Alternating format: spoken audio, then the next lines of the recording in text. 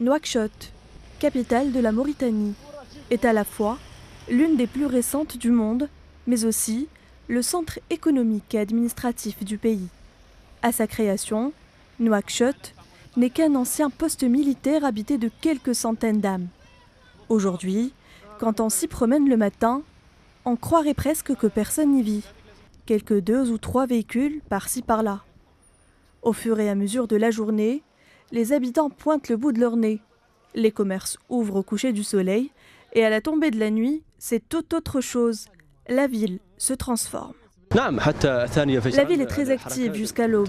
À 2 heures, il est possible de s'y promener. Et les commerces sont ouverts? Oui, bien sûr. 80% des commerces font plus de chiffres la nuit. Ici, ce n'est pas comme en Algérie. J'y étais, j'ai vu que les commerces fermaient vers 20 heures. À Nouakchott, on peut tout acheter jusqu'à très tard dans la nuit. Et encore en hiver, ça ferme tôt, vers minuit. Mais en été, c'est jusqu'au matin. Nous, on vit la nuit, c'est dans notre nature. Les femmes vendent et achètent librement là-bas. Même tard dans la nuit, cela ne change rien pour elles.